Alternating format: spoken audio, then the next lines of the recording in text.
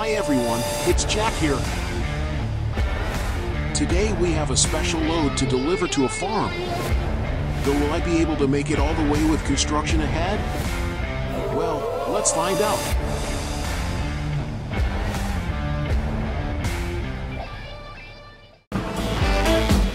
It's time to play games. Sparrow will go rats.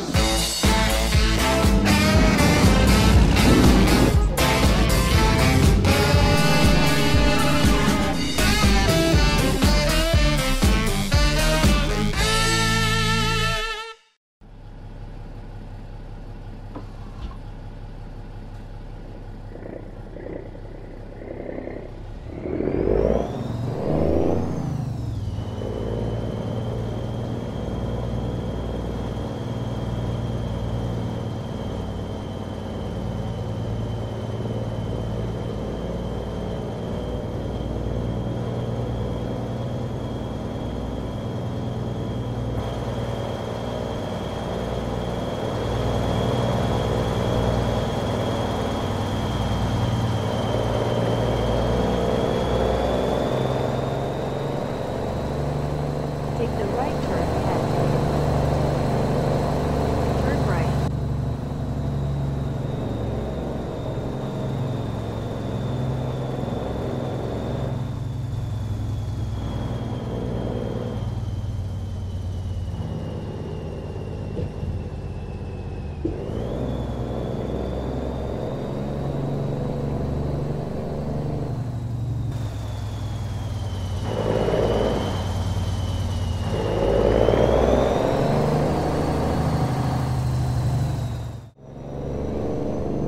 Turn left. You are listening to Story Entertainment on 103.3 FM, where you can listen to tall tales, campfire stories to adventures, and more. Hello everybody, I am your host Markiplier and we have several tales to tell. Markiplier takes over Poppy Playtime Co. by Markiplier. In the world of gaming, Markiplier was renowned for his fearless exploration of the most terrifying virtual realms. His latest conquest? Poppy Playtime, Prototype 1006, the game whispered to be the pinnacle of horror experiences. As Mark sat before his computer, his audience eagerly awaited his reactions, knowing that with each scream and nervous chuckle, they were in for an electrifying ride. With a deep breath, Markiplier delved into the eerie corridors of the abandoned toy factory where Poppy Playtime unfolded. Then turn right. The atmosphere was thick with tension, the air heavy with the unknown. Turn right. Mark navigated through the dimly lit hallways, his footsteps echoing ominously against the cold concrete floor. As he progressed, he encountered the remnants of experiments gone awry, twisted, larger-than-life toys, their once innocent faces contorted into grotesque masks of horror. Yet, Mark pressed on, his determination unwavering. With each puzzle he solved and each obstacle he overcame, the tension mounted.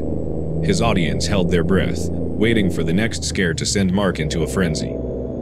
But Markiplier was undeterred, his focus unbreakable. Finally, after a series of heart-stopping encounters and nerve-wracking challenges, Mark reached the heart of the factory where Prototype 1006 awaited. The final showdown was upon him.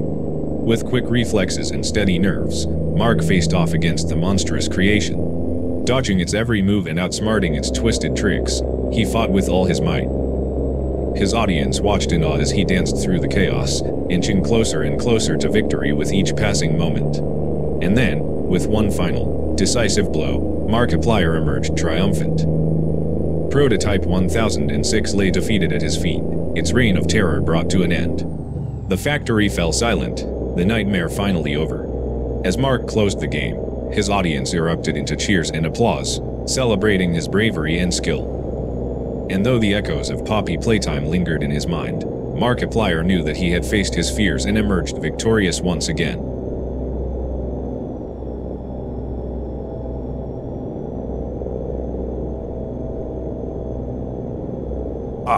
The tale of the legendary battle against Blackbeard.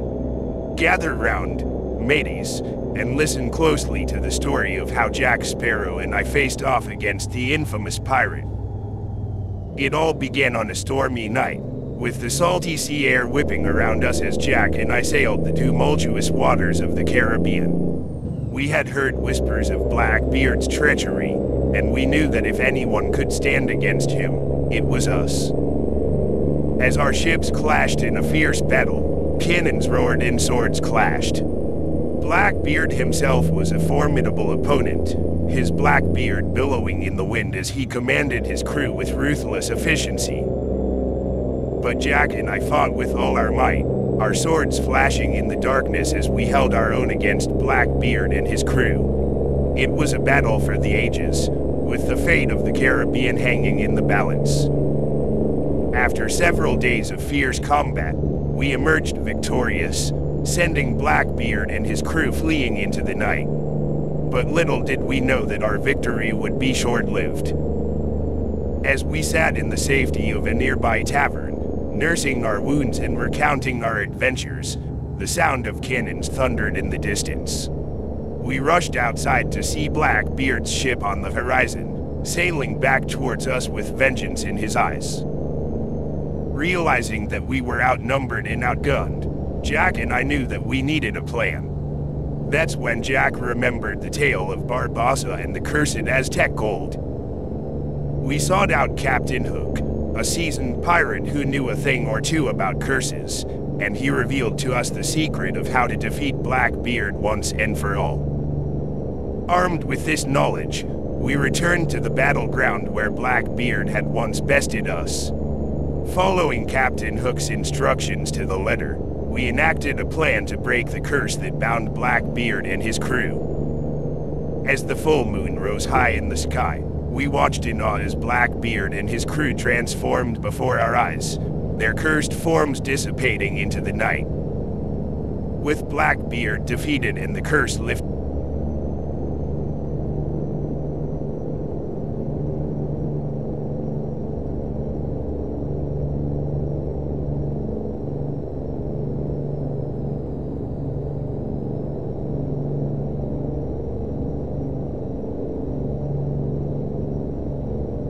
Lethal Company, The Virtual Gambit, by Bonnie Michigan Chapter 1, The Invitation. In the year 2040, virtual reality gaming had reached unprecedented heights. Among the myriad of games, one stood out above the rest, Lethal Company. Known for its hyper-realistic graphics, immersive gameplay, and the promise of a fortune for the winners, Lethal Company had become the ultimate test of skill and strategy. Marcus Reed, a skilled gamer with a penchant for virtual adventures, received an intriguing email one day. The subject line simply read, "Are you ready to join the ultimate game?" Intrigued, Marcus opened the email to find an invitation to participate in the closed beta of Lethal Company's latest expansion. With a mixture of excitement and curiosity, Marcus accepted the invitation and logged into the game. As he entered the virtual world of Lethal Company, he was immediately struck by the level of detail and realism. Continue straight. It felt like stepping into another universe entirely. Chapter 2, The Challenge. In Lethal Company, players were tasked with navigating through a series of increasingly difficult challenges, ranging from puzzles to combat scenarios. The ultimate goal: Continue to reach the straight. fabled city of Eldoria and claim the legendary treasure hidden within its walls. Marcus quickly found himself drawn into the game, spending hours exploring its vast landscapes and honing his skills in battle. Along the way, he encountered other players, some friendly and others not so much. But amidst the competition and rivalry, Marcus also found camaraderie, forming alliances with fellow gamers who shared his goal of reaching Eldoria. As he delved deeper into the game, Marcus began to uncover hints and clues about the true nature of Lethal Company. Rumors circulated among players about a secret society pulling the strings behind the scenes, manipulating the game for their own mysterious purposes. Chapter 3, The Conspiracy. Determined to uncover the truth, Marcus embarked on a quest to unravel the mystery of Lethal Company. Along the way, he encountered obstacles and challenges unlike any he had faced before. From battling fierce monsters to solving intricate puzzles, Every step brought him closer to the heart of the conspiracy. As Marcus delved deeper, he discovered shocking revelations about the origins of Lethal Company and the true motives of its creators. What had started as a simple game had become something far more sinister, a virtual battleground where players fought not just for glory, but for their very survival. Chapter 4: The Final Showdown. Armed with newfound knowledge and allies, Marcus prepared for the ultimate showdown. The path to Eldoria was fraught with danger, but he was determined to see it through to the end. In a climactic battle against the forces of darkness, Marcus and his companions fought tooth and nail to reach the gates of Eldoria. Along the way, they faced betrayal and treachery from unexpected quarters, but their resolve never wavered. Finally, after countless trials and tribulations, Marcus stood before the legendary treasure of Eldoria. But as he reached out to claim it, he realized that the true treasure was not gold or jewels, but the bonds of friendship and the knowledge that they had overcome the greatest challenge of all. Epilogue. As Marcus logged out of Lethal Company for the final time, he couldn't help but feel a sense of bittersweet nostalgia. The game had been a journey unlike any other, and he knew that he would carry the memories of his adventures with him forever. But even as he returned to the real world, Marcus couldn't shake the feeling that Lethal Company was more than just a game. It was a testament to the power of technology to bring people together, to inspire courage and perseverance in the face of adversity. And as he looked to the future, Marcus knew that no matter what challenges lay ahead, he would face them head-on, just as he had in the virtual world of Lethal Company. For in the end, it wasn't about the destination, but the journey itself that mattered most. We'll be right back after the break with more stories to tell on Story Entertainment on FM.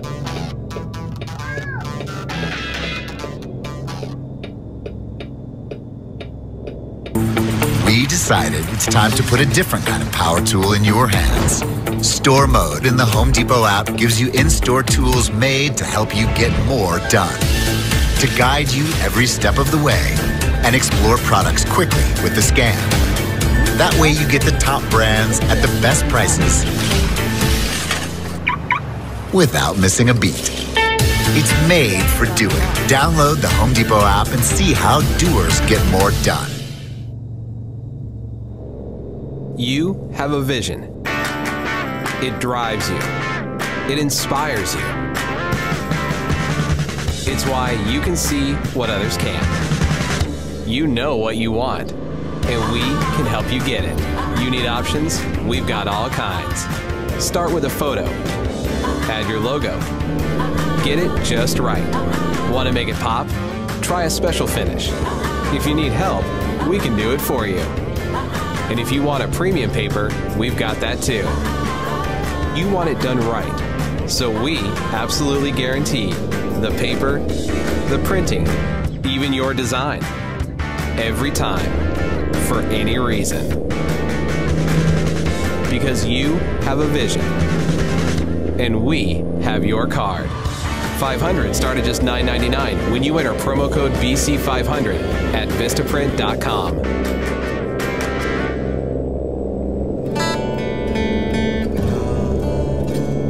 So you're up at dawn, kid, look alive.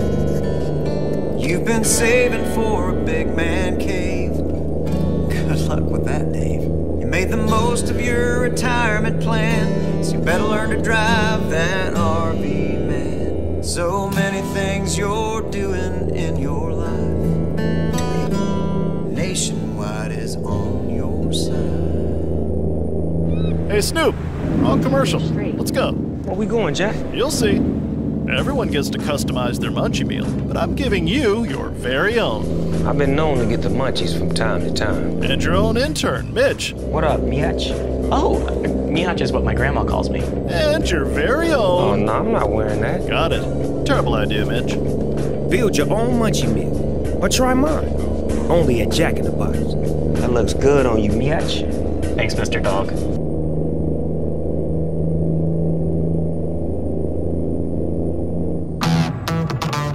You are are listening to Story Entertainment on 103.3 FM, featuring Bigfoot's Encounter with Emily.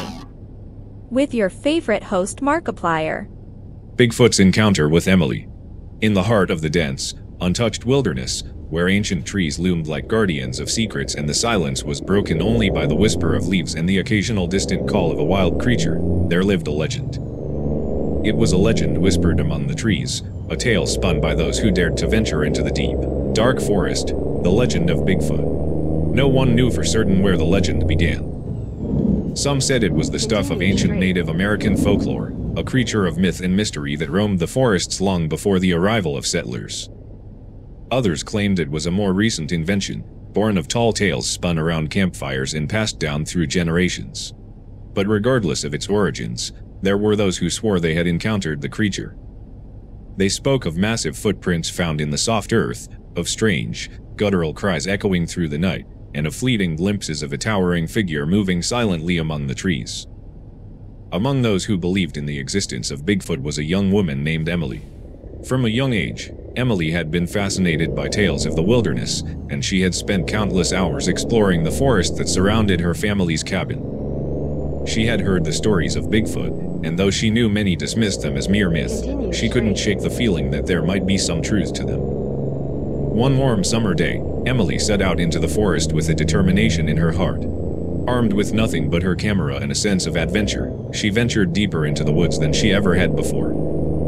The sun dappled through the thick canopy overhead, casting shifting patterns of light and shadow on the forest floor. As she walked, Emily kept her senses sharp, her eyes scanning the underbrush for any sign of movement. She moved quietly, mindful of every twig that snapped beneath her feet, every rustle of leaves that hinted at unseen creatures lurking nearby. Hours passed, and still, Emily pressed on, her curiosity driving her ever deeper into the heart of the forest. The air grew thick with the scent of pine and earth, and the sounds of the outside world faded away until all she could hear was the steady rhythm of her own heartbeat. Just as Emily began to wonder if she had ventured too far, she heard it, a low, rumbling growl that sent a shiver down her spine. She froze, her breath catching in her throat as she strained to listen for any further sound. Then, through the trees ahead, she caught a glimpse of movement. A shadowy figure loomed among the foliage, massive and hulking, its form obscured by the dense undergrowth. Emily's heart pounded in her chest as she raised her camera, her hands trembling with a mixture of fear and excitement. She snapped a quick picture, the flash illuminating the darkness for a brief moment before fading away. And in that fleeting instant, Emily saw it, the unmistakable shape of Bigfoot, towering against the backdrop of the forest, its eyes gleaming with a fierce intelligence that sent a chill down her spine.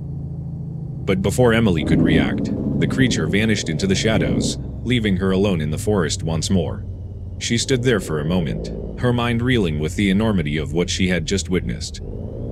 Then, with a sense of awe and wonder unlike anything she had ever known, Emily turned and made her way back to the safety of her cabin. She knew that she would never forget her encounter with Bigfoot, nor would she ever again doubt the existence of the mysterious creature that dwelled deep within the heart of the forest. And as she looked out at the wilderness stretching endlessly before her, she couldn't help but wonder what other secrets the forest might hold, waiting to be discovered by those brave enough to seek them out.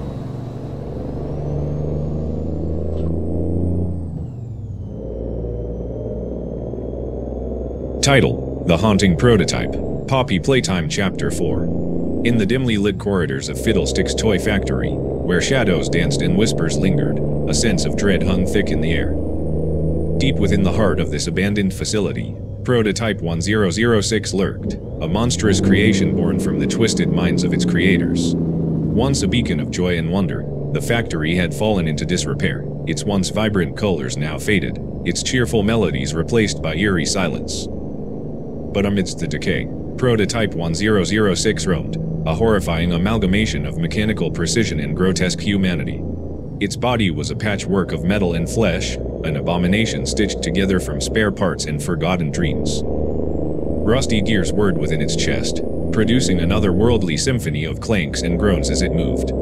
Its limbs, once playful and innocent, had been twisted into grotesque mockeries of their former selves, adorned with jagged edges and sharp protrusions. But most chilling of all was its face, frozen in a permanent rictus grin that sent shivers down the spine of anyone unfortunate enough to gaze upon it. Its eyes, cold and lifeless, gleamed with a malevolent intelligence, as if daring anyone to challenge its dominion over the decaying factory. As the protagonist ventured deeper into the factory's depths, they could hear the faint sound of gears turning and metal scraping against metal.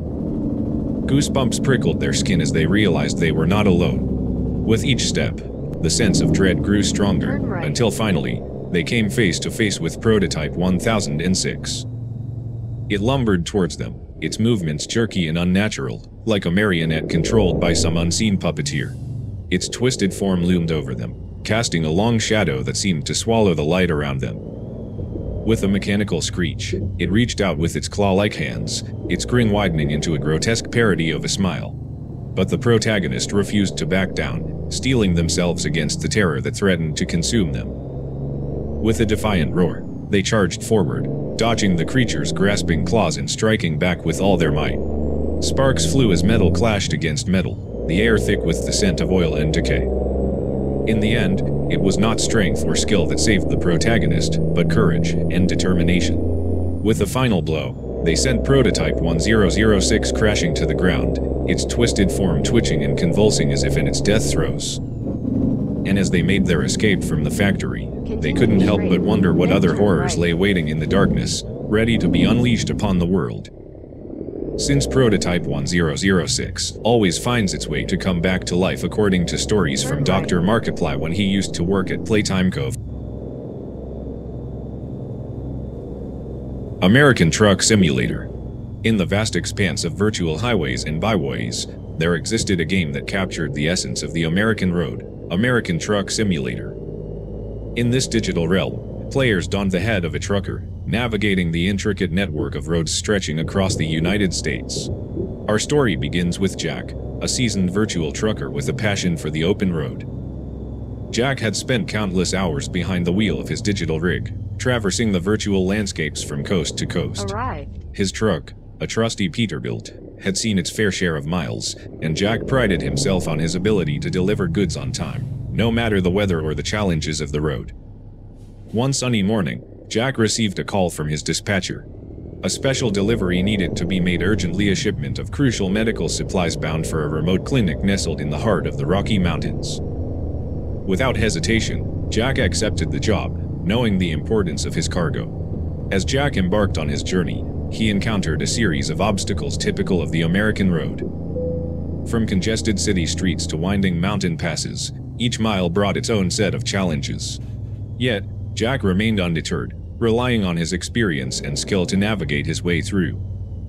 As he drove through the night, guided only by the glow of his dashboard lights and the hum of his engine, Jack couldn't help but feel a sense of connection to the vast and varied landscapes scrolling.